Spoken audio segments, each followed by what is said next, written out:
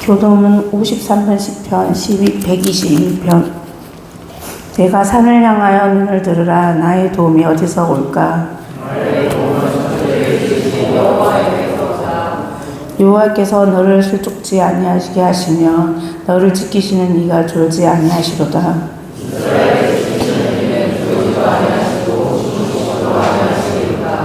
여호와는 너를 지키시니라. 여호와께서 내 오른쪽에서 내 그늘이 되시니라.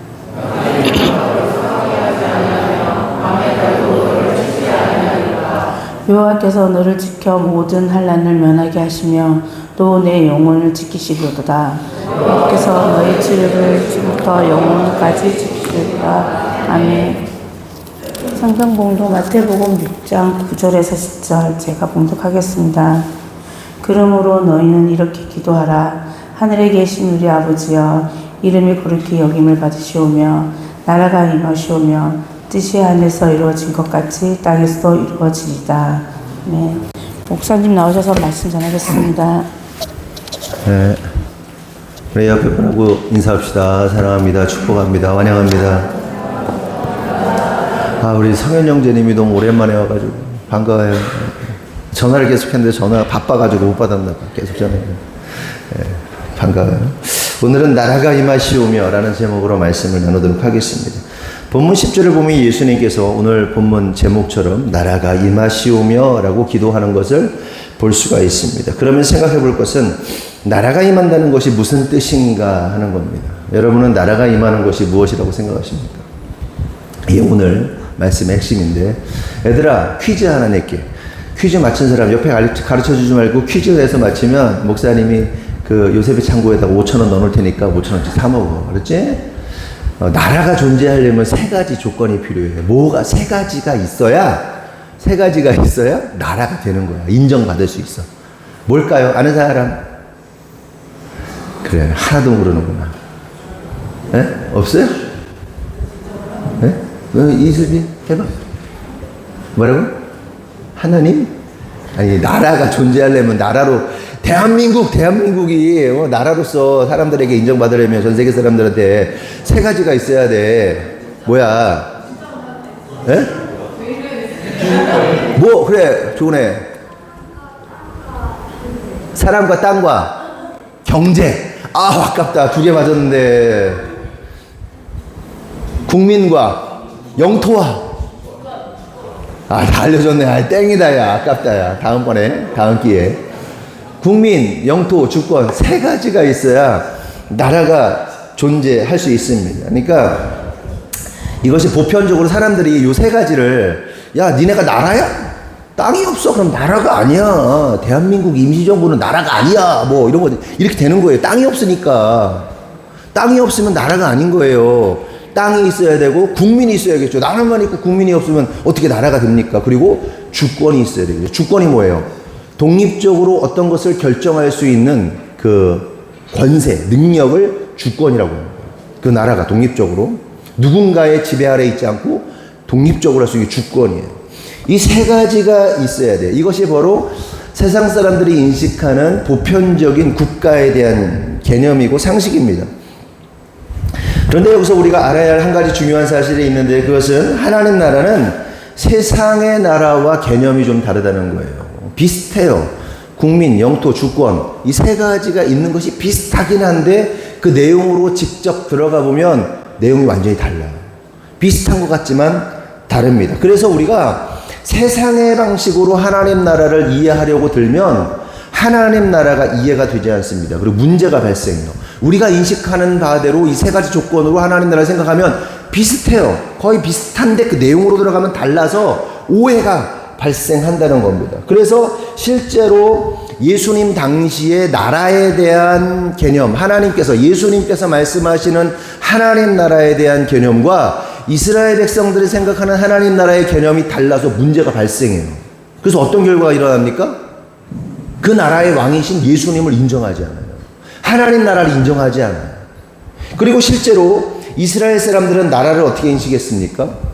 우리들도 어떤 상상을 하잖아요. 천국, 하나님 나라 그러면 저 정말 너무너무 아름답고 너무너무 막 광대하고 너무나도 풍요롭고 너무나도 강력하고 주변 나라들이 쳐들어오지 못하고 부강하고 정치적으로 경제적으로 사회적으로 안정돼 있고 거기에 강력한 리더십을 가진 지도자가 서 있고 근데 그 지도자가 강력한 카리스마만 있는 게 아니라 아름다운 성품과 온유한 성품과 아주 성군으로서의 어떤 지도자를 생각하잖아요. 하나님 나라 하면 이스라엘 사람도 마찬가지예요. 하나님 나라에 대해서 그러한 개념을 가지고 있었던 겁니다.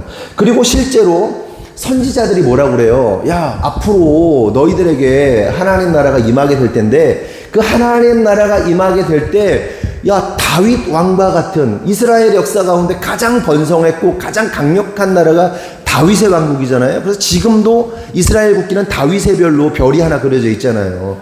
다윗을 꿈꿉니다. 그래서 다윗 같은, 아니 다윗보다도 더 탁월한 왕이 나타날 거야. 그런 나라가 세워질 거야 라고 선지자들이 예언을 해왔단 말이에요.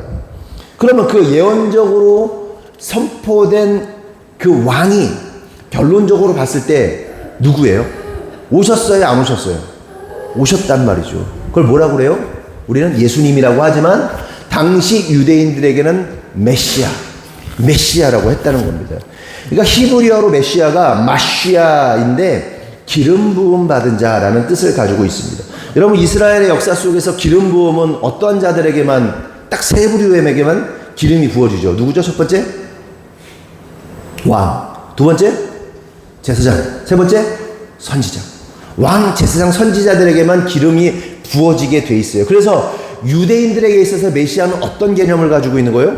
왕이거나 제사장이거나 선지자이거나 아니면 사실은 왕의 개념이 있기 전까지 이 제사장과 선지자가 이 모든 것을 통합해서 왕의 역할도 하고 선지자 역할도 하고 제사장의 역할을 했단 말이에요. 이 통합적으로. 그 실제로 성경에 기록된 예수님이 왕이면서 제사장이면서 선지자예요. 그렇잖아요. 그걸 통합적으로 기름 부음 받음이 예수님이란 말이에요. 그래서 이스라엘 백성들은 외세의 압제를 무찌르고 정치적으로 종교적으로 경제적으로 이스라엘을 가장 강력하고 부강한 나라로 이끌 메시아 기름 부음 받은 자를 기대하고 기다렸습니다. 그런데 이게 잘못된 거예요. 왜 잘못된 겁니까? 그들이 하나님 나라를 생각할 때 어떤 걸 인식했어요? 세상의 나라로 인식한 겁니다. 세상에 우리가 보고 있는 형이하학적인 눈에 보이는 세계 가운데 물질의 세계 가운데 이러한 왕이 오고 이러한 나라가 임하게 될 것이라고 믿었던 거예요. 그리고 지금도 이스라엘은 그 메시아를 기다리고 있는 겁니다. 그 결과 왕이신 예수님은 어떻게 하죠? 부인하죠. 부정하죠. 받아들이지 않습니다. 이 개념이 잘못되니까. 여러분 개념 잘 탑재해야 돼요.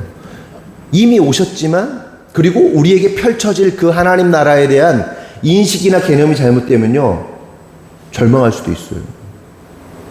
이게 아닌데 이렇게 되는 거예요.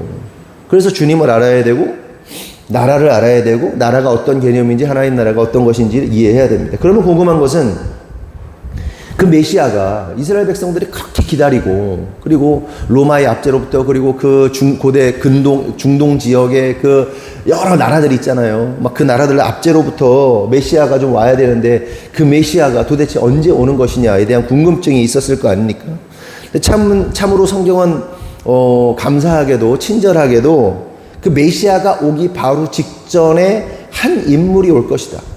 그 인물이 오면 곧바로 너희들이 기다리는 그 메시아가 온다라고 사인을 하나 주십니다. 한 사람에 대해서 말해요. 말라기 4장 5절 6절입니다. 함께 읽어볼게요. 시작.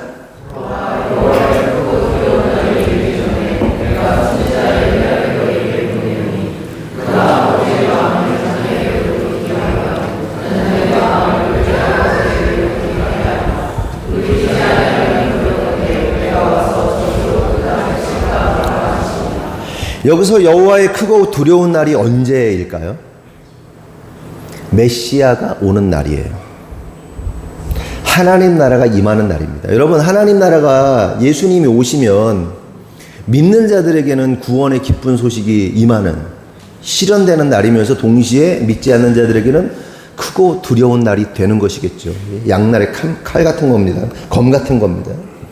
그러면 이스라엘 백성들은 이 날을 어떻게 인식했느냐? 지금 말씀드린 대로 와, 그 메시아가 오면 크고 두려운 날이 임하면, 하나님 나라가 임하면 우리는 구원받을 거야. 우린 기쁨의 날이 될 거야. 그러나 우리를 괴롭히던 이스라엘을 뺀 나머지 이방인들은 심판의 날, 피의 날, 도륙의 날, 멸절의 날이 될 거야 라고 인식을 한 겁니다. 그런데 말라기 선지자, 성경의 마지막 성경, 구약의 마지막 성경인 말라기 선지자가 뭐라고 말하고 있는 거예요? 이 내용이? 야, 너희들이 아무리 유대인이고 선택받은 민족이고 아브라함의 후손이라 할지라도, 약속을 받았다 할지라도 너희들이 회개치 않으면 심판받는다. 그러니 정신 차려. 정신 차려. 그날이 임하면 니들이 뭐 구원받았어? 니들이 아브라함의 후손이야? 언약의 후손이야? 선민이야? 다 필요 없어. 회개하지 않으면 심판이야. 크고 두려운 날이 임하는 거야 라고 말라기 선지자가 선포하고 있는 겁니다. 그런데 여기서 가장 중요한 포인트는 그 메시아가 오기 전에, 하나님 나라가 임하기 전에 누가 온다는 거예요? 엘리야를 보내시겠다는 거예요. 사인을 주시겠다는 거예요. 야, 그분이 오실 거야. 그분이 오실 건데 그 바로 직전에 사인 줄게. 친절하시죠. 갑자기 임하면 우리가 막 이게 뭐 회개할 타이밍도 없고 뭐 그렇잖아요. 근데 경고를 주시는 거예요. 야, 요 사람이 나타나면 요 분이 오셔. 크고 두려운 날이 임해. 라고 친절하게 사인 주시는 거예요. 신호 주시는 거예요. 야, 빨간불 들어오는 거야 이제. 이렇게 노란불을 먼저 주시는 거예요. 그가 누굽니까? 엘리야입니다. 엘리야라는 사인, 엘리야라는 신호를 주겠다. 그러니 엘리야가 오게 되면 종말이 곧 오기 때문에 빨리빨리 정신 차리고 회개하고 마음을 돌이키고 돌아와야 돼. 그러면 그 엘리야가 누굴까요, 여러분? 여기서 퀴즈, 애들만, 어린이들만 퀴즈. 여기서 말하는 야, 잘 들어봐. 예수님이 오셔. 예수님이 심판자로 오셔. 근데 예수님 바로 직전에 오는 엘리야가 있어. 근데 엘리야의 이름이 다른 이름이야. 누굴까? 엘리사. 땡. 신약의 인물이에요. 신약의 인물. 예수님 바로 직전에 막 이렇게 열심히 사역하셨던 분 계셔. 목이 댕강 잘려가지고 죽어. 세례요한 딩동댕. 너 5,000원어치 사 먹어.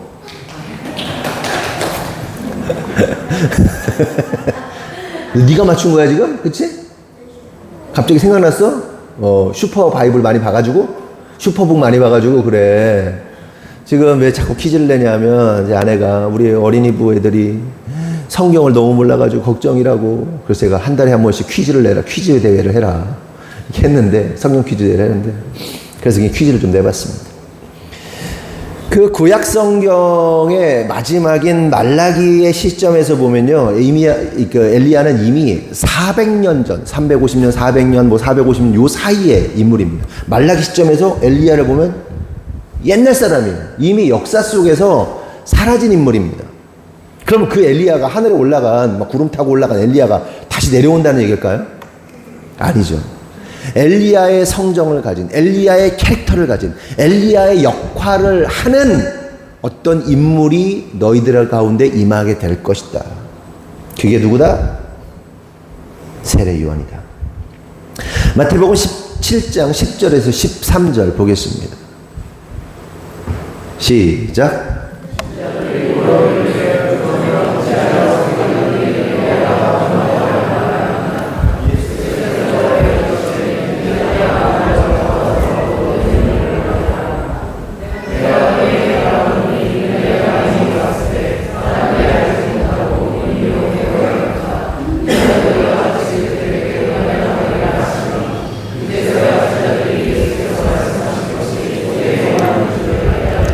여기 나오죠. 예수께서 말씀하신 것이 누구다? 세례 요한이다. 앞에 엘리야가 와야 하리라. 그런데 여기서 우리가 주목할 사실이 있는데, 그것은 메시아가 오기 전에 엘리야가 와야 한다는 사실을 제자들은 알았어요, 몰랐어요? 보면 문맥상 그 앞에 봐봐 10절.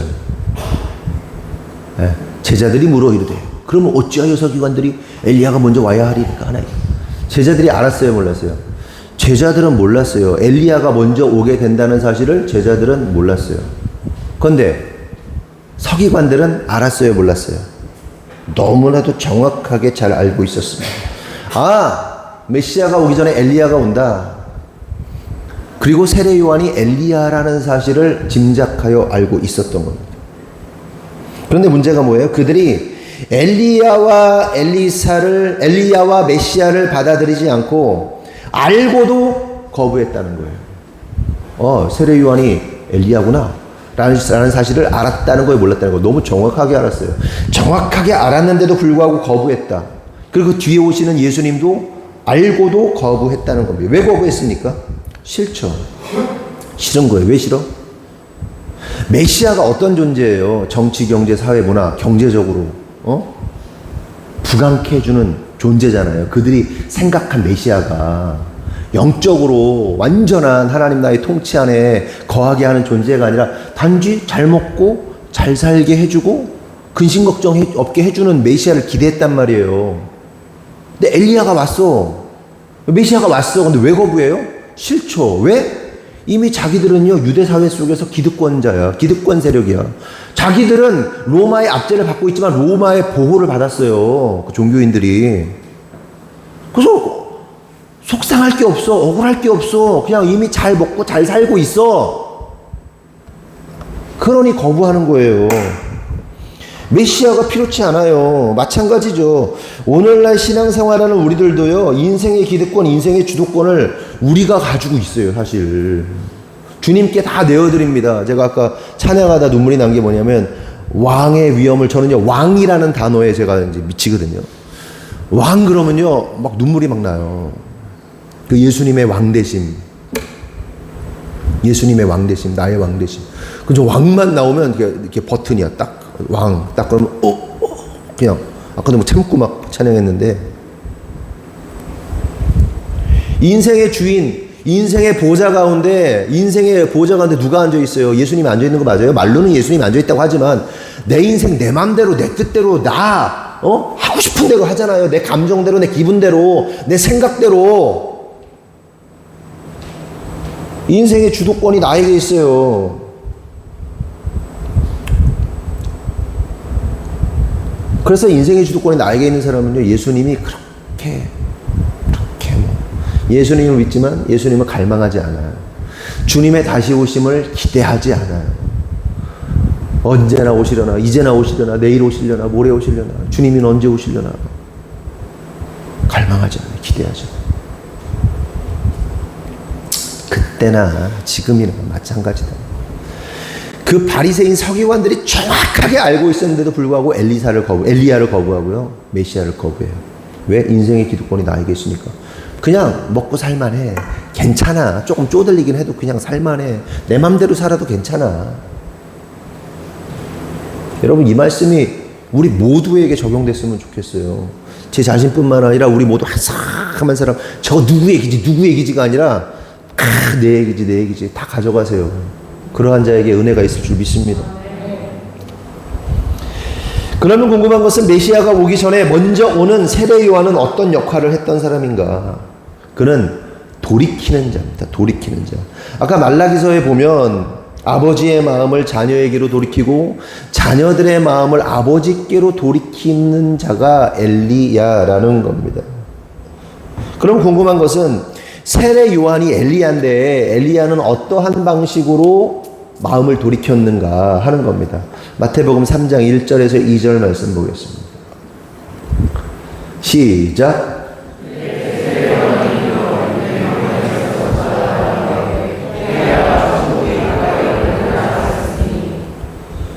3절, 4절.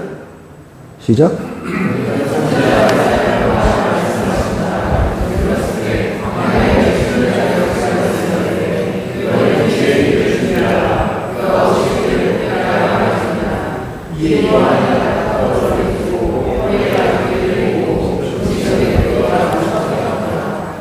세례 요한이 뭐 합니까? 어디에서 뭘 외쳐요? 광야에서 뭘 외쳤어요? 회개하라고 외쳤습니다. 이게 뭐예요? 자녀들이 아버지께로 돌이키도록 하는 일들을 했던 겁니다. 그런데 좀 이상하지 않아요? 세례 요한이 왜 광야에서 외쳤을까요? 복음을 증거하려면 사람 많은 데서, 성읍에서, 도시에서, 큰 길가에서, 막 예루살렘 성전 앞에서 회개하라! 천국이 가까워했다 하면 되잖아요. 그게 더 효과적이지 않아요? 그게 맞는 거 아니에요?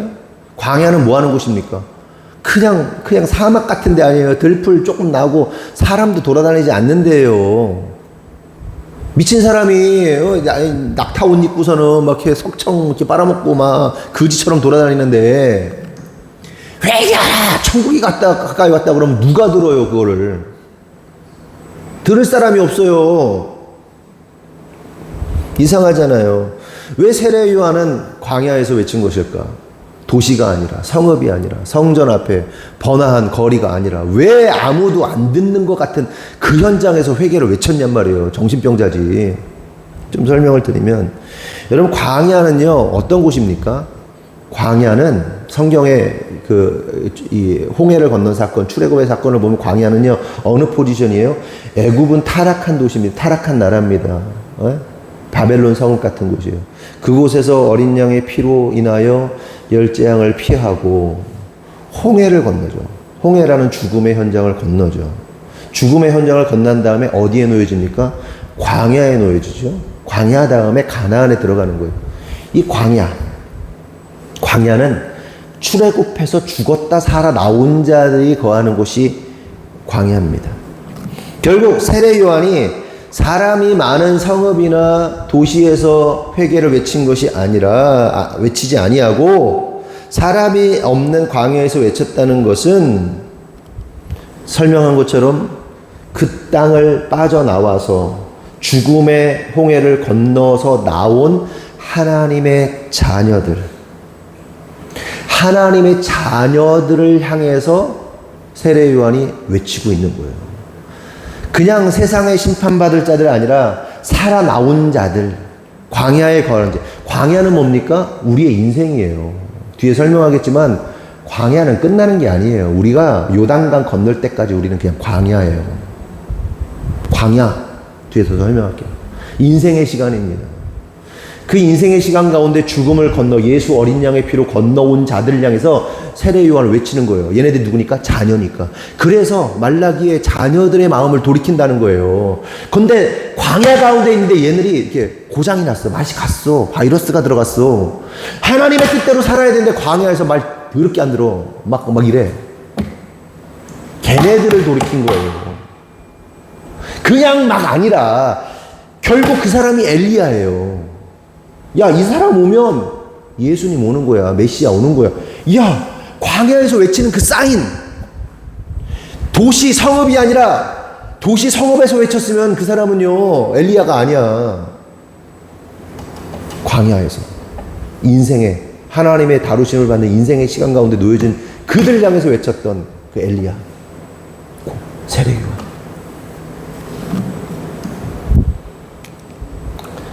이렇게 세례 요한의 역할은 뭐다? 자녀들이 돌아오게 하는 것이었어요. 그러면 여기서 우리가 하나님을 떠난 자녀들, 곧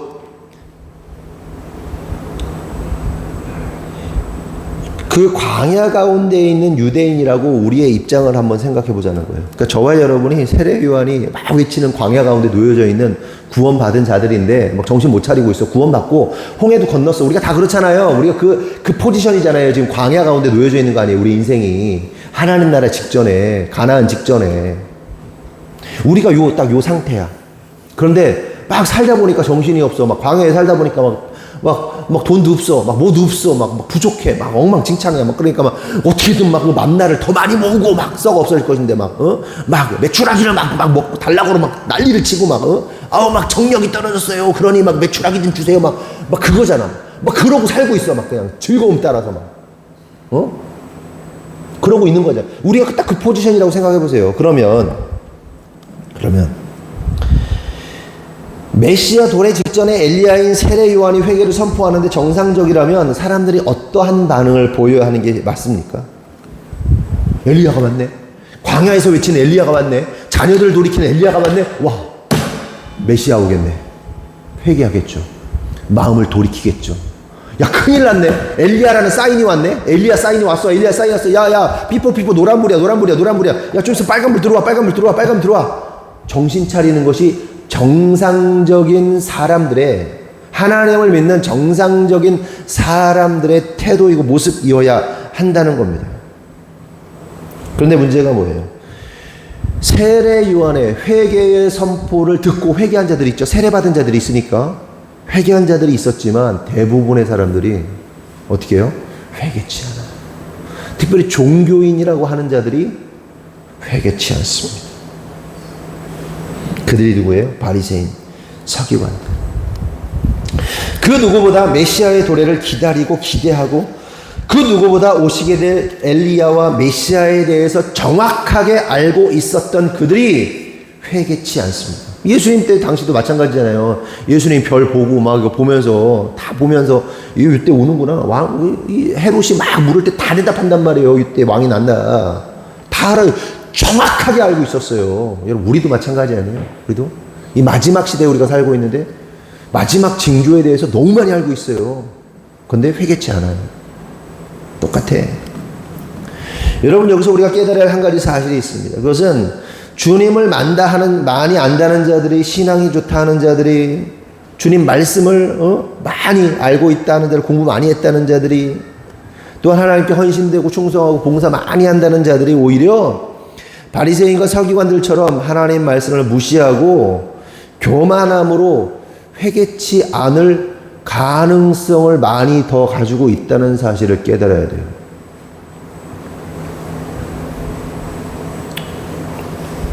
종교의 영에 사로잡히면 그렇습니다. 종교의 영이 별게 아니에요. 내가 많이 알고 있으니, 내가 많이 경험했으니, 내가 많이 훈련받았으니 내가 최소한 너보다 낫다라고 생각하는 게 교만이에요. 네? 제가 종종 얘기하잖아요.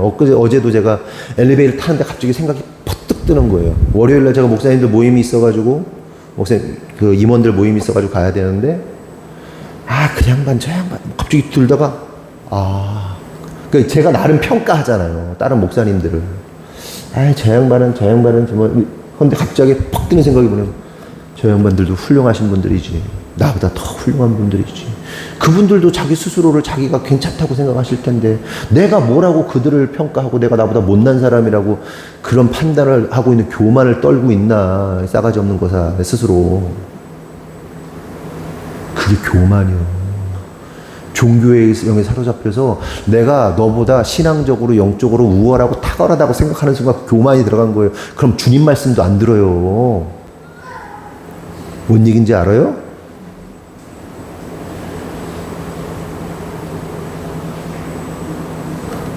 옆에 사람들을, 성도들을 보면서 저 사람이 참 나보다 괜찮은 사람이지라고 인정할 수 있어야 돼요. 제가 꼴값에 대해서 얘기했잖아요. 꼴값. 주제 파악 못하고 육값 떤다. 꼴값 떤다. 우리들이요, 믿는 자들이 맨날 육값 떨고 꼴값 떨고 주제 파악 못하고 병신짓 하는 거예요. 이게. 바리새인 서기관들 다 알았어요. 이 제자들은 모르는데, 예수님 제자를 모르는데 제사장들도 다 알고 사두개인들도 다 알고, 이야 이때 되면 엘리야 오고 이때 되면 예수 와. 다 알았어. 다 알았다고. 성경의 내용 다 알았다고. 근데 내가 잘났어? 더? 교만. 교만해질수록 회개하지 않을 가능성이 높아져요. 겸손해져야 돼요. 언제부턴가 메시지가 겸손해야 된다는 얘기 참 많이 하잖아요. 겸손해져야 돼요. 저도 겸손해져야 돼요. 우리 목회자 부부도 겸손해져야 돼요. 여러분 열심히 여러분 봉사하시고 충성하시고 겸손하세요. 잘나서 하는 게 뭐가 있어? 다른 사람도 빠지지 말고 이 말씀 앞에서 다 겸손해지세요. 그 겸손을 잃어버린 순간 교만해지고, 교만해지는 순간 주님의 말씀을 듣고도, 주님의 뜻을 알고도, 주님을 보고도 회개치 않아요. 여러분, 말씀드린 것처럼 우리가 살고 있는 이 시대는 종말의 시대입니다. 주님이 언제 오실지 몰라요. 지금 당장 오셔도 이상하지 않을 시대입니다. 그럼 우리가 취해야 할 스탠스가 뭐예요? 엘리야가 떴어요, 지금. 세례 요한이 떴어.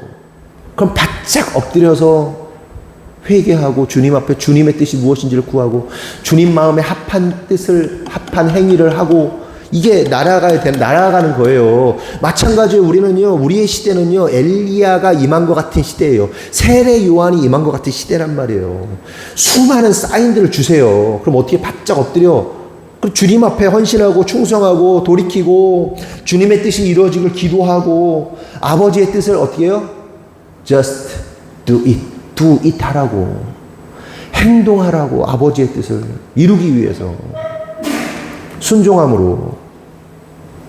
그런데 아버지의 뜻과 상관없이 정신 팔려서 정신줄을 놓고 살아가면 되겠어요? 안 되겠어요? 삶은 날마다 튜닝해야 돼요. 기타 튜닝 맨날 얘기하잖아요.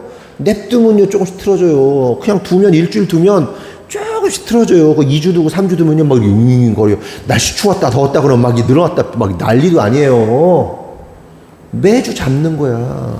신앙에 틀어진 것들을 매주 잡아야 되는 거예요. 우리의 교만을 꺾어야 되고, 우리의 생각들, 우리의 감정들, 우리의 그 모든 것들을 날마다 튜닝해야 되는 거예요.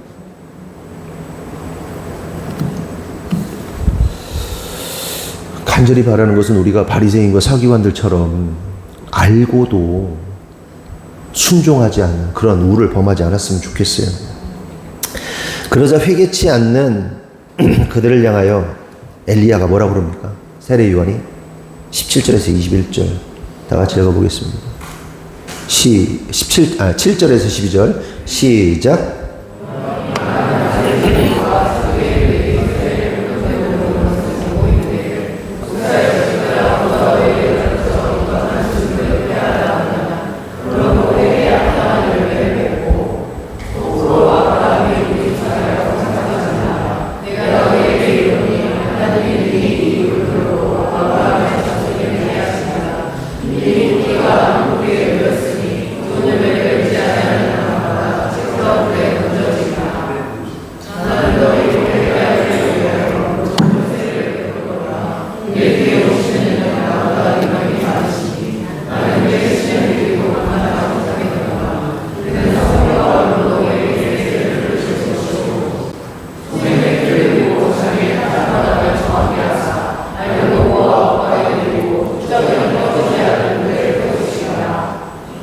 엘리야, 그러니까 요한이 그들을 향해서 이 독사의 새끼들아 이렇게 욕을 합니다.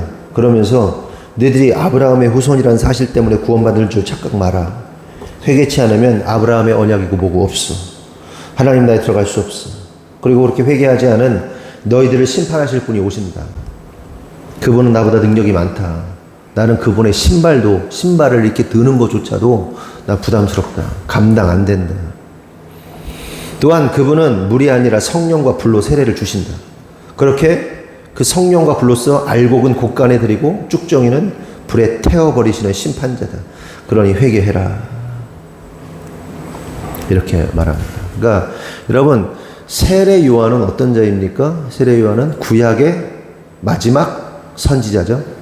세례 요한이 그러니까 신약과 구약이 어떻게 나눠요? 예수님과 세례 요한을 딱 갈리잖아요. 그래서 세례 요한까지가 구약이고 예수님부터 신약이란 말이에요. 그런데 참 놀랍죠. 세례 요한이 뭘로 세례를 줍니까? 물로 세례를 줘요. 물이 뭐예요? 심판이란 말이에요. 물의 심판. 예수님 오신 다음에 불로 세례를 줘요. 불의 심판이 임하는 거예요. 패러다임이 전환되는 거예요. 구약에서 신약으로 패러다임이 변화되고 심판의 내용이 불에서 불로 패러다임이 전환이 되는 겁니다.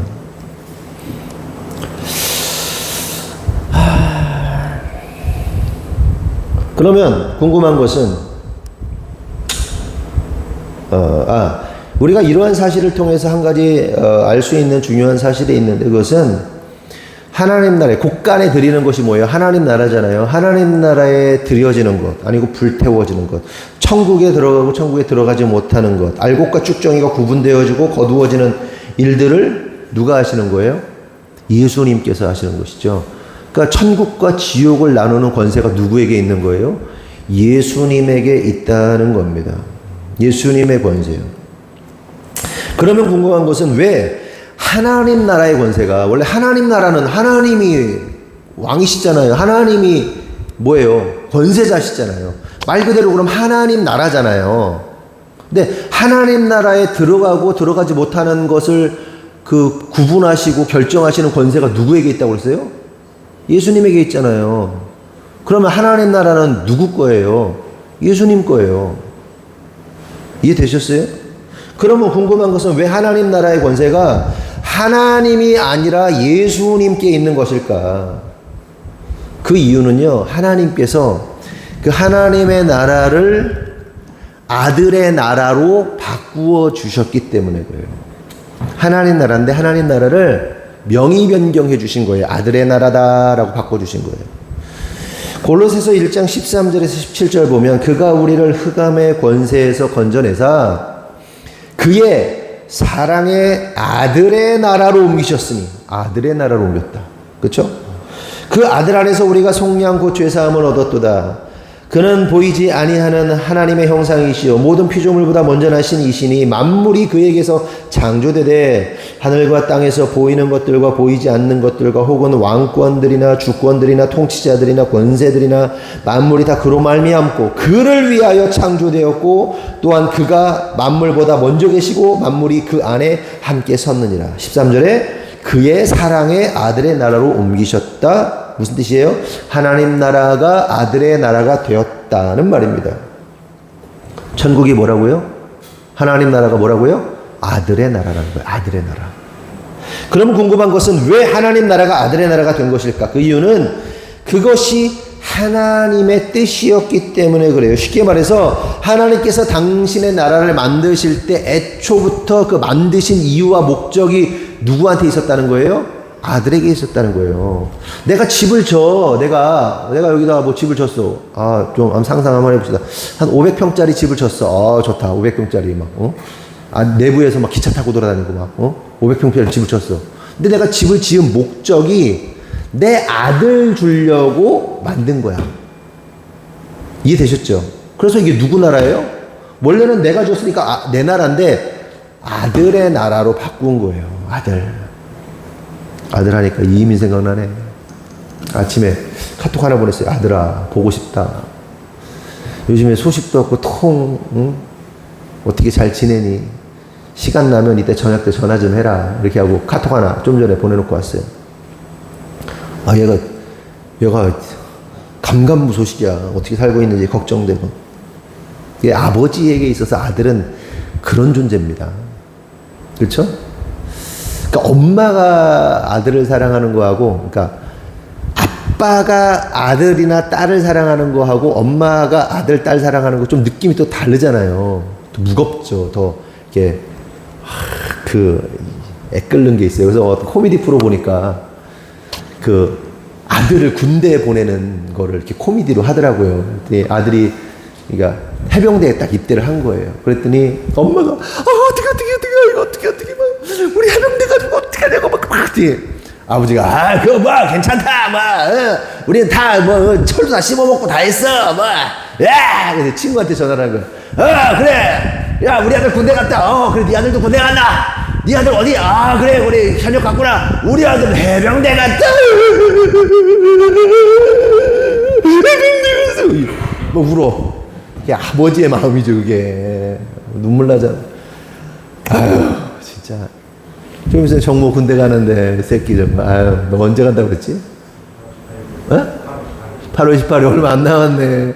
군대 가기 전에 여러분은 정모한테 신경 좀 쓰시고 용돈도 좀 주시고 맛있는 거 많이 먹고 가라고 좀 해주세요. 우리 정모가 요즘에 보니까 참 남자가 됐어. 요즘에 경모가 옛날에 막 중학교 때 고등학교 때 막 초등학교 때 막 사고 치고 막 애가 막 좌충우돌 막 그냥 둘이 그냥 막 그럼 보면서 야, 쟤 새끼 저거 어떡하냐 막 이런 생각했는데 남자가 돼가고 있어요. 군대 갔다 오면 또 얼마나 멋있어질까. 정모야, 요즘에 좀 멋있다 너. 정모야, 너도 좀 형보다는 조금 이만큼 더 멋있다. 이만큼이네. 야, 진짜 벌써 군대 가니. 아휴, 야, 아빠가 너 군대 가면 참 마음이 그럴 거야. 어쨌든 아빠 얘기하다가. 그러니까 우리 부모님들이 다 그래요. 표현을 못해서 그렇지. 저는 표현을 잘하는 편이지. 그래서 이게 이렇게 교류가 되지만 여러분들의 부모님들이 표현을 잘 못해서 어색해서 아빠가 처음 돼봐가지고 표현을 못했을 뿐이지 아버지의 마음이 다 그런 거라고 저는 생각합니다. 엄마는 또 엄마 나름대로의 그 세계가 있고.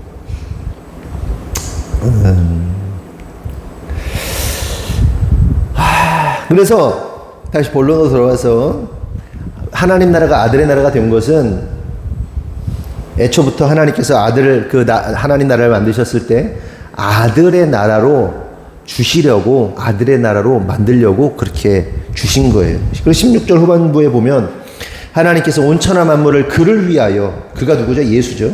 예수님을 위하여 창조하셨다고 분명하게 말씀하십니다. 그리고 그 창조의 과정 속에서 하나님이 말씀으로 창조하시잖아요. 근데 그 말씀이 육신이 되신 분이 누구예요? 예수님이잖아요. 그렇죠? 그래서 하나님이 말씀으로 창조하실 때 그 말씀이 육신 되신 하나님 본체, 하나님과 같은 분이신 그 예수님이 요한복음 1장 2절 3절에 보면 예수가 태초에 하나님과 함께 계셨고 만물이 그로 말미암아 지은 바 되었으니, 그가 누구예요? 예수님으로 말미암아 지은 바 되었으니 지은 것이 하나도 그가 없이는 된 것이 없다라고 말씀하시죠. 천지 창조를 누가 하신 거예요? 예수님이. 그러니까 하나님이 아들에게 말씀이 육신이 되신 그분을 통해서 다 만든 거야. 그래서 이게 누구 거야? 하나님 거야. 아니, 예수님 거야. 예수님. 제가 하고 싶은 말이 이겁니다. 그러므로 여러분 깨달아야 돼요. 우리의 생명의 주관자가 누구세요? 크게 예수 그리스도? 우리의 생명의 주관자가 누구시라고요? 우리의 인생의 키가 누구에게 달려있어요? 크게 해봐. 애들아 크게 해봐. 네, 시온이 너도 같이 나눠 먹어. 과자 하나 달라고 그래. 우리 인생의 생사화복 흥망성쇠가 누구에게 달려있는 거예요? 왜 또 크게 안 해요? 취소 둘이. 이제 봐. 우리의 생사화복 인생의 흥망성쇠가 누구에게 달려있어요? 그래서 너 늦었어. 너 조금. 예수님을 잡으면 다 잡은 거고요. 예수님을 놓치면 다 놓친 거예요. 다 실패한 거예요. 예수님 잡으면 다 성공한 거고요. 예수님 놓치면 다 실패한 거예요. 예수님 잡아야 되겠어요? 안 잡아야 되겠어요? 잡아야죠. 예수님 잡아야 돼요. 예수님 모든 만물의 주인이신데 줄 설려면 누구한테 줄 서? 예수님께 줄 서라고. 이상한 데 줄 서지 말고 예수님께 줄 서라고.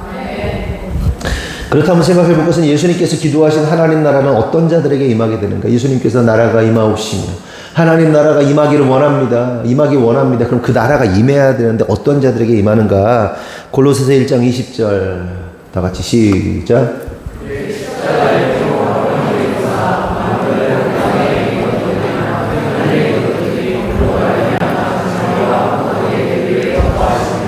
그러니까 예수님 자체가 나라예요. 하나님 나라예요. 통치이기 때문에 예수님이 나라인데 그 예수님이 임하려면 어떻게 해야 돼요?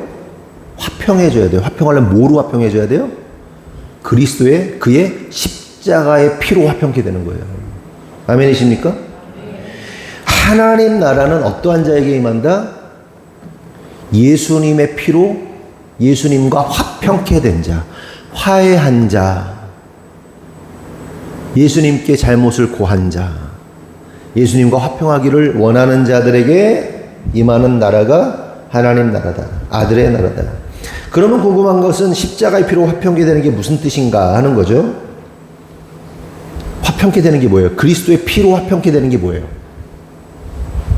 한마디로 말하면 세례를 말하는 거예요. 세례. 이게 무슨 말인가 좀 설명을 드릴게요. 고린도서 10장 1절에서 5절 다 같이 시작.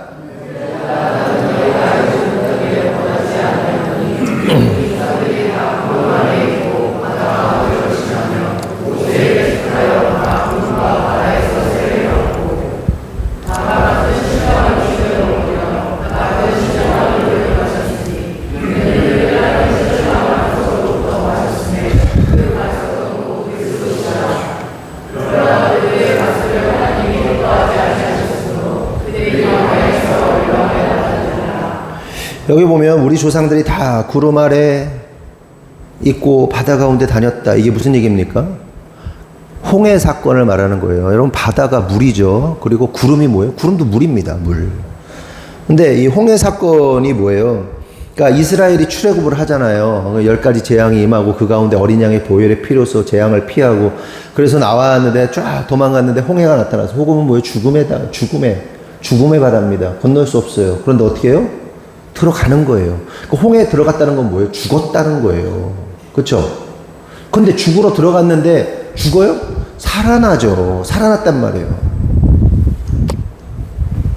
물에 들어가서 죽었는데 살아나오는 걸 우리가 뭐라고 불러요? 침례교회에서 침례탕에 물에 확 집어넣었다가 꺼내가지고 뭐라고 그래요? 세례. 우리 감리교회에서는 이렇게 물 이렇게 하는데, 저는 이렇게 하죠. 이렇게 해가지고 이렇게 붓죠. 다 적셔버리죠. 전 물에 잘 집어넣고 싶은데, 침례교처럼. 우리 중에 물에 광덕, 광덕 거기 천에서 물에 들어갔다 나온 사람들이 있죠. 근데, 혹시 외부에서 이렇게 세례 이렇게 받으신 분 한 분 없나? 그러세요? 어디서? 교회에서? 아니, 어디? 물에다 이렇게 완전 이렇게 온몸 다 집어 넣어가지고 이렇게 꼬르르르 이렇게 빼는 거 이거. 야, 지성수 권사님도 해보셨어요? 특별한 경험입니다. 우리 여름 성경학 때 여기 수영장에서 다 한 번씩 할까 이렇게 1분씩 이러면 꺼내가지고 한 번 더, 3번은 해야 돼. 그게 뭐예요? 그걸 세례라고 하잖아요. 왜 물에 집어넣는 거예요? 물에서 죽었다. 물의 심판, 첫 번째 물의 심판에서 난 죽었다. 근데 예수로 살았다. 이게 물에 집어넣었다 빼는 거예요. 근데 아까 얘기했죠. 패러다임. 1차 패러다임이 물. 근데 예수님은 뭐로, 세례요한은 물로 세례 줬지만 예수님 뭘로 주는 거예요? 그 높은 차원의 불, 성령으로 세례 주는 거예요. 불은 뭐예요? 불의 심판. 우리에게 임하게 된 앞으로의 심판은 불의 심판이죠. 근데 그 불의 심판이 뭐예요? 사실은 정확하게는 모르겠어요. 체질이 뜨거워지고 막 갈라지고 그래서 불이 막 해가지고 막 온 세상이 불타 없어질 것인지, 아니면 그 상징성이지. 제가 뭘 거부하고 부인하는 게 아니라 정확하게 모르겠어요. 그날이 안 돼가지고 내가 모르겠어. 경험한 게 아니니까. 근데 여러분, 본질적인 불의 심판은요, 뭐예요? 성령이 임하는 게 불의 심판이에요. 불의 심판. 그 불 가운데 거듭나는 거. 홍해에 들어가서 물에 들어가는 그 죽음의 심판에서 살아나오는 게 세례이고, 새 사람이 다시 태어나는 것처럼 우리가 성령의 불로 심판받는 거예요. 그 과정을 겪은 사람만이 살아나는 거예요. 그걸 경험하지 못하면 그게 이제 진짜 불의 심판이 되는 거지, 나중에.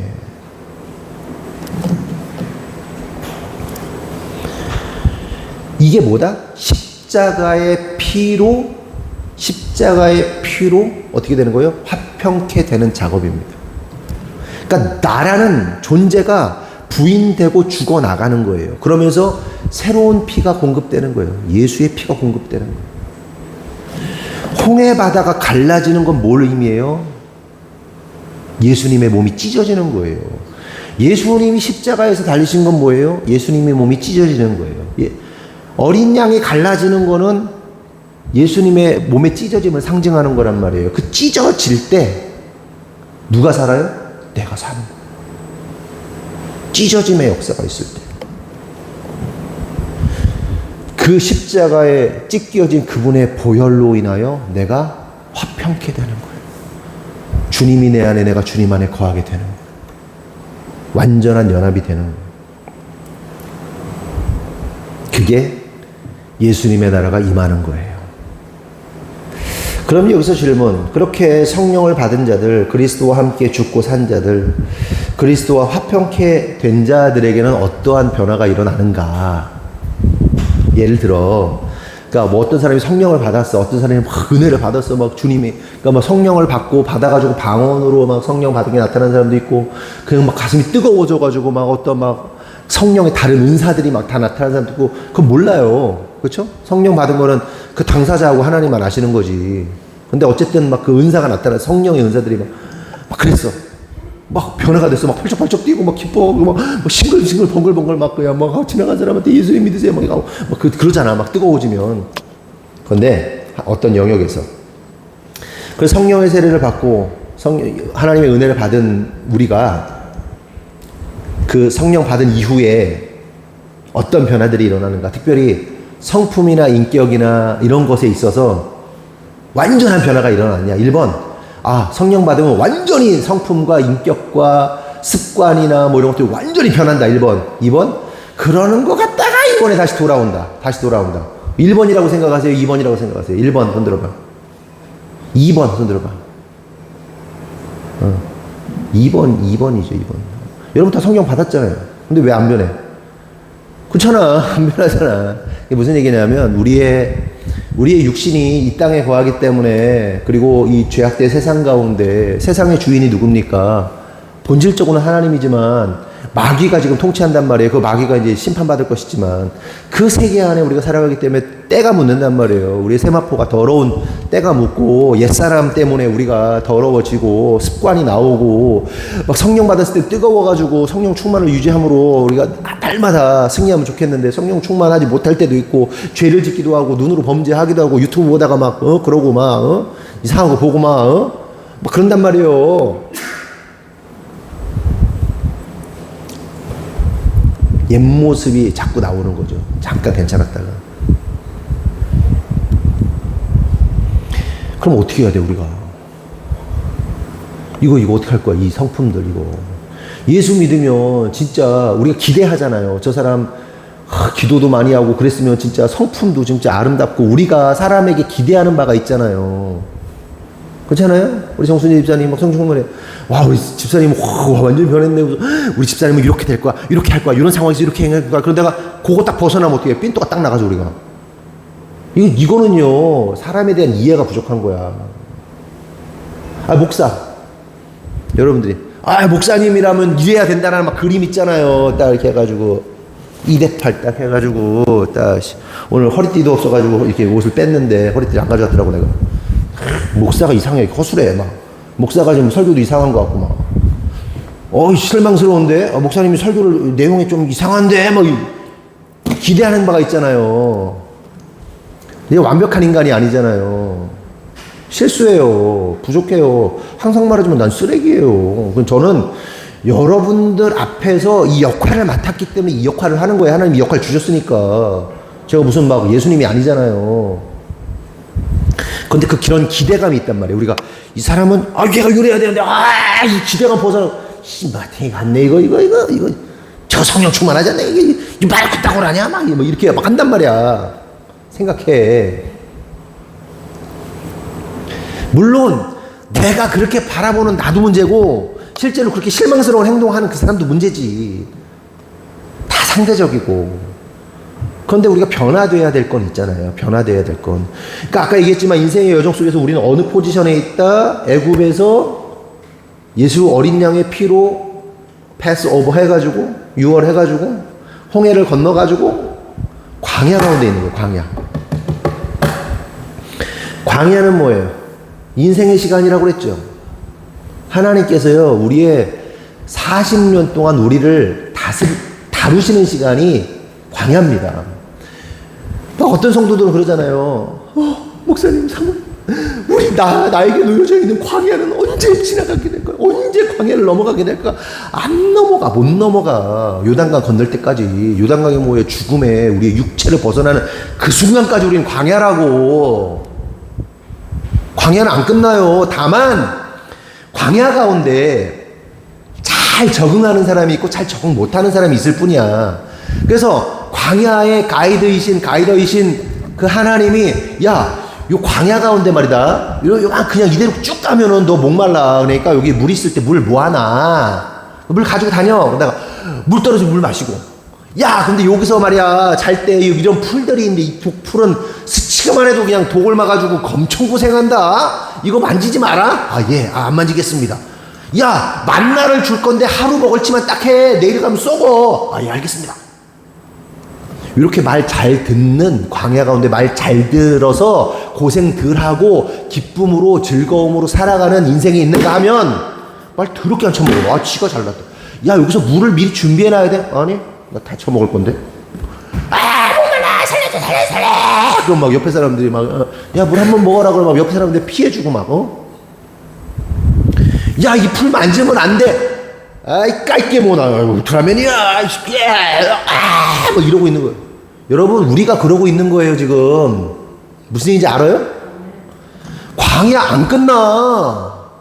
근데 하나님의 말씀 잘 듣고 그 인도하시는 분의 뜻을 잘 따르는 사람은요, 덜 고생하고요, 풍요롭고요, 그 광야 가운데서도요, 잘 먹고 잘 살아요. 그러니까 세상의 것을 추구하지 않지만 하나님이 주시는, 하나님이 공급하심 안에서 풍성하게 누리는데, 이거 말 안 들으면요 겁나 고생하는 거야. 막 그냥 막 신경질 나고 짜증나는 거야, 광야가.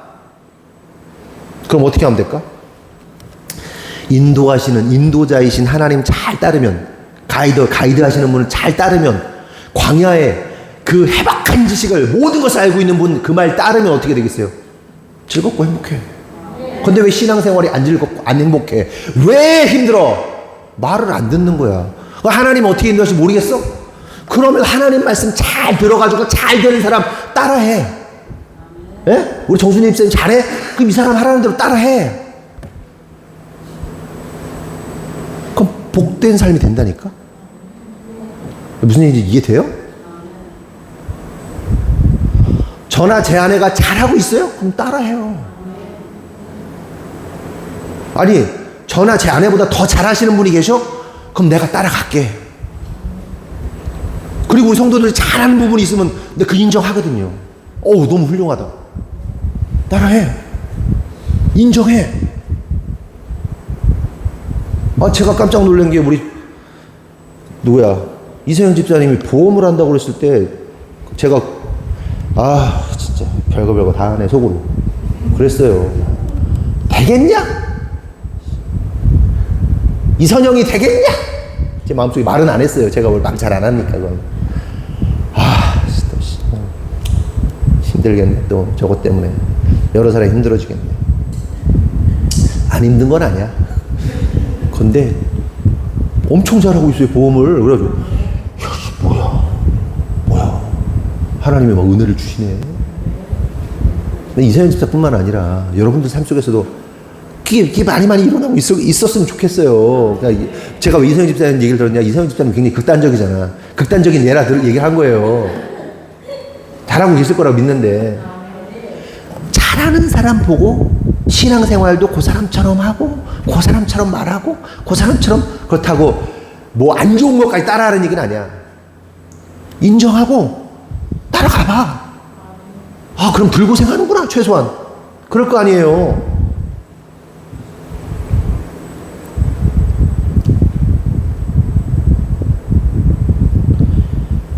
고달픈 신앙생활, 고달픈 인생, 뭐가 문제일까?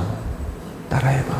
재정의 문제가 생겼어요? 그러면 저나 제 아내가 재정을 다루는 데는 진짜 전문가거든요. 물론 그 진짜 부자이신 분들, 뭐 그런 분들하고 비교할 게 아니지만 최소한 여기서는 그래도 좀 잘 나간다.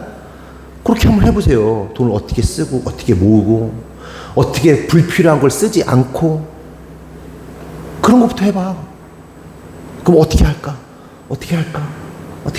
물어봐. 사모님이라면 어떻게 하실래요? 목사님은 어떻게 하실래요? 그거 물어보라고 그랬잖아요. 그러면 당신들 듣기 좋은 소리 아니라 나라면 나한테 이렇게 하겠다라고 얘기하면 어렵지. 어려운데 그렇게 하면 되지. 근데 사람들이 그렇게 안 하지. 그게 문제인 거지. 자, 넘어가고. 그러면 궁금한 것은 그 40년의 광야의 시간 동안 하나님은 우리에게 뭘 가르쳐 주시려고 하는 거예요? 도대체 왜 우리에게 인생의 광야 그냥 가나안으로 슉 넣어버리면 되는데 왜 40년 동안 뺑뺑이 돌리냔 말이에요. 뭘 가르쳐 주시려고? 사탄이 막 예수님한테 광야 가운데 기도하고 있는 예수님한테 막 야 떡 야 배고프지 떡을. 그때 예수님이 뭐라고 그러세요? 사람이 떡으로만 살 것이요 하나님 말씀 하나님에서 나오는 모든 말씀으로 살 것입니다. 그게 어디 나온 말씀이에요? 신명기 말씀이죠. 광야 가운데 놓여져 있는 이스라엘 백성들에게 하시는 말씀. 하나님께서 저와 여러분에게 인생의 광야를 허락하신 이유가 뭐예요? 떡으로만 사는 게 아니야. 세상의 것으로만 사는 게 아니야. 떡 먹지 말란 얘기예요? 아니지. 떡도 먹어. 근데 떡으로만 사는 게 아니고 하나님 말씀으로 살아야 돼. 하나님 말씀이 뭐예요? 생명의 떡이신 누구? 예수 그리스도.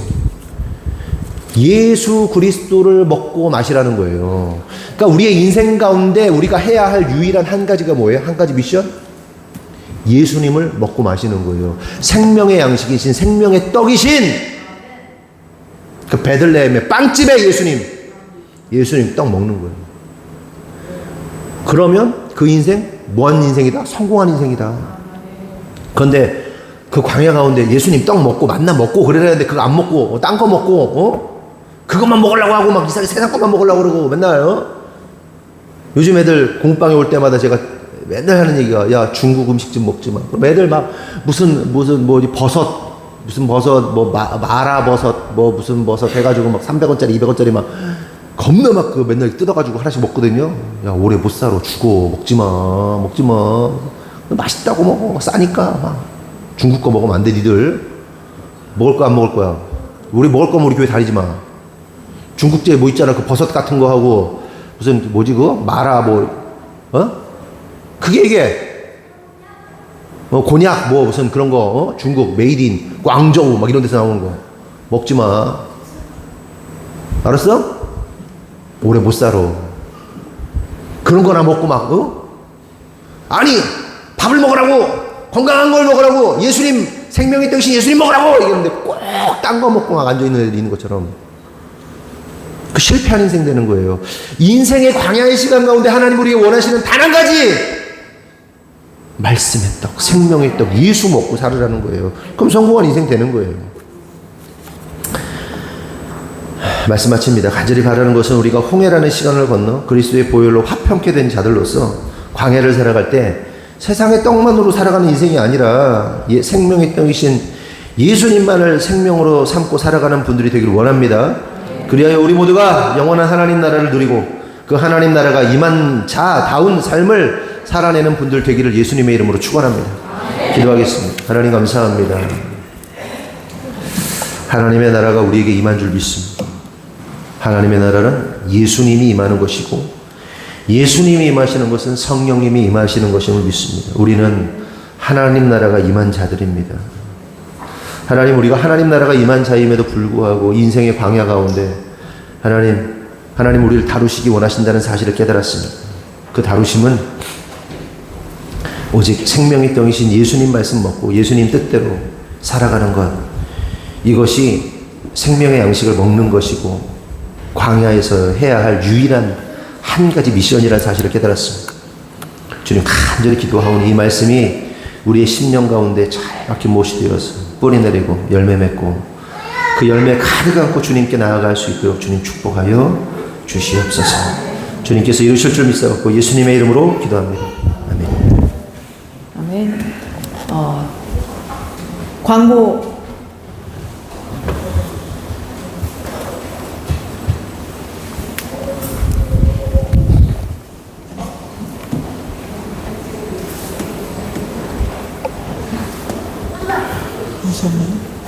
주고 있어.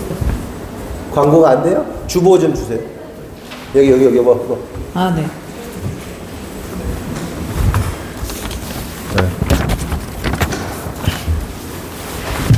오늘 설거지 담당 확인하시고요. 유경석, 최은지, 강성규, 조유진, 박혜린, 유진이가 안 왔네요. 이거 주혜숙 집사님이 대신해 주세요. 그리고 다음 주는 박상훈, 정순예, 박다솜, 이한비, 유아영입니다. 그리고 9월부터는 우리 세 가족 박은창, 양석윤, 그 다음에 우리 반지의 자매까지 설거지로 이제 9월달부터 들어가기 시작합니다. 그리고 다음 주의 대표 기도는 권혜선 집사님입니다. 잘 준비해 주시기 바랍니다. 9월 28일 오후 2시에 우리 교회 본당에서 이제 세미 클래식 축제를 합니다. 작년에 우리가 클래식 축제를 했었잖아요. 근데 이제 올해도 계속해서 진행을 하는데 올해는 다른 교회랑 연합을 좀 할 생각이에요. 그래서 우리 막 애기들 있잖아요. 애기들은 안 해도 됩니다. 애기들 하는 거, 우리 교회 애기들 하는 거는 우리 주님자랑 경연대회 때 추수감사주일에 애기들은요 그렇게 해주시면 되고요. 요거는 조금 무대를 진짜로 즐길 거리, 볼 거리가 있는 조금 우리가 아마추어긴 하지만 프로다운 무대로 최대한 좀 올리려고 하니까요. 우리 애기들 이렇게 연주하는 거는 그런 거는 주님자랑 경연대회 때로 미루는 걸로 하시고요.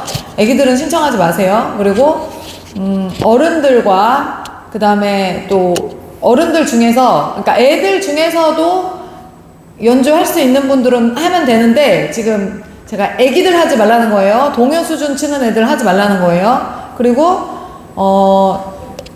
요거를 곡을 얼른 정하셔서 저한테 이제 주시고요. 그 다음에 다른 교회에서도 지금 하려고 곡을 제가 얘기를 해놨고 곡을 이제 선정해서 준다고 하시니까 그렇게 다 좀 연합해서 할 생각이고 또 어쨌든 판이 작년보다 훨씬 커질 거예요. 네. 그리고 훨씬 더 멋진 무대들이 많이 준비될 것으로 예상이 됩니다. 그리고 이제 목사님이 같이 하자고 그렇게 얘기를 하시면 그냥 같이 하시고 연습도 같이 좀 해주시고 그렇게 하면서 준비하시면 될 것 같아요. 그리고 8월 2일, 3일에 여름동경학교 진행합니다. 요거는 지금 제가 봉사자 모집하려고 요거 그냥 한 거고요. 여름동경학교 포스터는 따로 아직 안 나왔어요. 믿음으로라는 주제고요. 이번에 8월 2일, 3일 자원봉사자가 뭐냐면요. 우리 물놀이도 해야 되고요. 마당에 물놀이 해야 되고 그리고 2일에 잠을 자야 되는데 지금 잠잘 때 같이 해주실 분들은 신청자가 어쨌든 다 나왔습니다. 그래서 원래 안 나오면 집에 그냥 보내려고 했는데 집에 보냈다가 다음날 오라고 하려고 했는데 자원봉사자가 같이 잠을 자 주실 분들이 나와가지고 1박 2일로 하면서 교회에서 자는 걸로 그렇게 진행하도록 하겠습니다. 그리고 저는 조금 우리 젊은 피들이 많이 헌신을 해주셨으면 좋겠어요. 그래서 사실 저나 목사님도 어지럼증이 없으면 제가 여기서 잡니다. 근데 무리를 조금만 해도 이게 몸이 어떻게 될지 몰라가지고 저희는 이제 목사님과 저는 그냥 너무 여러분 저희 굴려먹을 생각 하지 마세요. 그냥 저희 많이 했잖아요. 이 정도면 이제 여러분들이 하셔도 되잖아요. 그러니까 좀 체력이 되시는 젊은 분들이 많이 동참해 주셔서 이제 목사님 허리 굽히고 들어가가지고 수영장 닦는 거 이런 거 목사님 못해요. 이제 그거 하고 나면 이제 막 수술하러 가는 거예요. 이제 여러분들이 목사님을 정형외과로 보내고 싶지 않으면 절대 그런 거 시키지 마시고요. 그냥 좀 젊은 피들이 헌신합시다. 제가 지금 젊은 피들이라고 하면서 어느 부분을 지금 계속해서 지금 뚜렷뚜렷 쳐다보고 있는데 그 분들이 알아서 헌신해 주시면 됩니다. 그리고 사실 전교인들 수련회식으로 진행을 하기 때문에 돈도 많이 필요하고 일꾼도 많이 필요합니다. 우리 여자분들은 또 밥하고 막 이러는데 또 정신 없을 거고요. 굉장히 힘이 들 거예요. 다 같이 전교인 다 같이 재정적으로도 후원해 주시고 몸으로도 같이 봉사해 주시고 그리고 아이들 당연히 다 보내주시는 거고요. 그렇게 해주시면 됩니다. 정확한 프로그램은 제가 이제 기획안을 짜서 여러분들에게 공유하도록 하겠습니다. 그리고 그러니까 제가 원래 8월 1일부터 어린이 청소년부 성경통독회를 8월 1일부터 하려고 그랬는데 8월 4일부터 진행하도록 하겠습니다. 여름성경학교 끝나고 8월 4일 월요일부터 할 건데 우리 박혜린이 주도해가지고 진행을 하도록 하겠습니다. 그래서 아이들 다 모으고 그래서 읽는 거 40분 동안 진행할 거예요. 내일 9시에 40분 동안 그거를 박혜린이 담당자니까 그 전에 박다솜 집사님이나 사모님이 아무 말이 없으면 우리한테 얘기를 해서 어떻게 진행할까요? 라고 이제 묻고 그건 알아서 책임지고 준비를 해주세요. 제가 이제 하는 일이 너무 많아져서 예전에 교회 일을 그렇게 관여하는 것처럼은 이제 못합니다, 여러분, 제가. 그래서 여러분들에게 책임자를 세우고 맡길 테니까 거기에 알아서 저는 여러분들도 이제 너무 많이 해보셨기 때문에 다 잘하실 거라고 믿어요. 그래서 그렇게 맡은 분들이 책임지고 잘 진행을 해주시면 됩니다. 저는 이제 지시하는 것 위주로 그렇게 교회를 그렇게 섬기도록 하겠습니다. 그래서 자원봉사자, 그 다음에 모집하는 거 더 모집 계속 하니까요. 더 해주시고요. 그리고 아까 클래식 축제 여러분 꼭 기억해 주시고요. 그리고 어린이 청소년 성경통독회 8월 4일부터 진행한다는 거, 그 시간 이제 9시 이후로는 다 좀 아이들 어느 정도 정리해가지고 집에서 성경통독 할 수 있도록 그렇게 여러분 같이 좀 지원을 해주셔야 됩니다. 이상입니다. 네, 들으신 예물 1,000번째 이대준 장로님, 남영도 권사님, 현시원 나다나 11조 유경석 집사님, 1,000번째 현이랑 김은영 집사님, 11조 이면 집사님, 주경미 집사님, 박다솜 집사님, 선교헌금 지성숙 권사님, 강하은 학생, 강준호 줬고요. 감사헌금 박상훈, 권혜선, 박혜희, 감사헌금 유주환 매일 지켜주셔서 감사합니다. 한 주간도 영육간에 보호해주신 감사합니다. 이미양 권사님, 하나님 아버지 남편과 영혼육이 하나 되고 통하여 주 안에서 기뻐하면서 온전한 하나님 가정 이루게 해주세요. 덕이 되고 본이 되게 해주세요. 조만희 이선영 집사님, 은혜, 예은, 예슬, 다온이가 예수님 성품 닮고 하나님 지혜가 넘치게 해주세요. 만남의 축복을 날마다 부어 주옵소서. 은혜, 예은, 예슬, 다온이, 하나님 아버지 저에게 야곱에게 주신 축복을 주옵소서. 또 만남의 축복을 주셔서 번창하게 해주세요. 이선영 집사님, 믿음대로 될 줄 믿습니다. 날마다 하나님의 지혜가 임하여 미련함이 깨어지고 똑소리 나는 똑순이 되게 하옵소서. 나다나는 똑순이가 될지어다. 선한 영역을 끼치는 강력한 리더십으로 현시온이 세워질 줄 믿습니다. 본격적으로 온라인 사업을 확장하여 시작하려고 합니다. 우리가 생각한 것 이상으로 지혜와 계시의 영을 부어주셔서 막힘없이 사업이 흘러가고 세워지게 하여 주옵소서. 하나님 나라의 확장을 위한 도구로 미라클 모닝을 사용하여 주옵소서. 현인환 김은정 집사님, 미라클 모닝이 하나님 나라의 확장에 쓰여지는 아름다운 사업장 될지어다. 주님을 아는 지혜와 지식이 넘쳐나는 거룩한 배짱이 되게 하옵소서. 이한비는 거룩한 배짱이 될지어다. 군생활 동안 주님 만나 일평생 뜨겁게 주님 사랑하게 하옵소서. 이희미는 믿음대로 될지어다. 주의 은혜로 종의 집이 영원히 복을 받게 하옵소서. 이호석 김민아, 주님 복 주시옵소서. 주님의 은혜로 살아가는 이슬비가 될지어다. 무명으로 박은찬 형제 드렸습니다. 양석윤 반지의 자매 드렸습니다. 주님 은혜 감사합니다. 지성숙 권사님, 맥주 감사원금 유경석 집사님 맥주 감사원금이에요? 지난주에 안 했어요? 예? 근데 맥주 감사원금 감사원금인데 그렇게 된 거예요? 하여간 유경석 집사님 맥주 감사원금 드렸습니다. 항상 건강한 모습으로 지켜주옵소서. 박유담은 항상 건강할지어다. 강성규 이미연 집사님 드렸고요. 유경석 집사에게 주님의 한량없는 은혜를 물붓듯이 부어 주옵소서. 조경미 집사님, 그쵸. 한량없는 은혜를 하나님 우리 유경석 집사님에게 부어주실 줄 믿습니다. 마카롱 먹게 해주세요. 교회가 재밌게 느껴지게 해주세요. 감사합니다. 유하영. 야, 너 교회가 재미없냐 요즘에? 더 재밌었으면 좋겠어? 그래, 마카롱도 먹게 될지어다. 그 마음속에 저장해 놓으셨다가 마카롱 생기면 유하영 좀 주십시오. 예, 기도하겠습니다. 하나님 감사합니다. 우리 성도들의 믿음으로 주님 앞에 예물을 드렸습니다. 주일헌금, 성교헌금, 11조헌금, 감사헌금, 어린이 부헌금, 1,000번째 각종 목적헌금을 드렸습니다. 드린 손길 위에 하나님 기름 부어주시고, 하나님 그렇게 드린 그 마음, 주님을 사랑하는 마음 하나님께 전달되기를 간절히 소망합니다. 하나님 더욱더 기쁨이 넘치게 하시고 감사가 넘치게 하시고 주님의 은혜가 넘치게 하여 주시옵소서. 특별히 감사헌금으로 예물 드린 성도들에게 그 마음의 간절한 간구와 소원이 하나님 아버지 뜻 안에서 성취되고 이루어질 수 있도록 인도하여 주시옵소서. 각자의 믿음의 분량대로 또한 하나님의 원하시는 그 모습으로 응답되어서 하나님께 영광 돌릴 수 있도록 인도하여 주시옵소서. 하나님 특별히 기도하는 것은 우리 성도들 가운데 하나님 건강 허락하여 주시옵소서. 날이 너무 뜨겁고 어렵고 힘듭니다. 하나님 더위 먹고 또 냉병만 걸리고 또 여러 가지 힘든 그런 상황에 놓이지 않도록 주님께서 지켜주시고 천군 천사로 보호하시고 강건하게 하셔서 열심히 신앙생활하고 하나님께 영광 돌리고 예배할 수 있는 믿음의 사람들 될 수 있도록 인도하여 주시옵소서.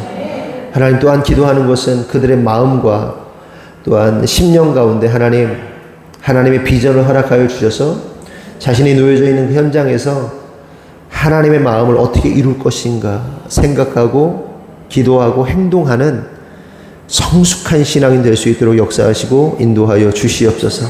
특별히 다음 세대를 위해 기도합니다. 하나님 다음 세대들이 믿음의 세대들이 되기를 원합니다. 강건하게 하시고 지혜롭게 하시고 하늘의 지혜로 하나님의 계시로 충만하여서 세상이 감당할 수 없는 아이들로 세워지도록 역사하시고 인도하여 주시옵소서. 주님께서 이루실 줄 믿사옵고 예수님의 이름으로 기도합니다. 아멘. 다 같이 일어나겠습니다. 구호 준비. 주님을 성도를 아멘. 축도하겠습니다. 지금은 우리 구주 예수 그리스도의 은혜와 하나님 아버지의 무한하신 사랑과 성령님의 감화감동내주 역사하심이 오늘 주님의 뜻대로 살기로 결정한 모든 성도들 위해 지금으로부터 영원토록 함께 하시기를 간절히 축원하옵나이다. 아멘.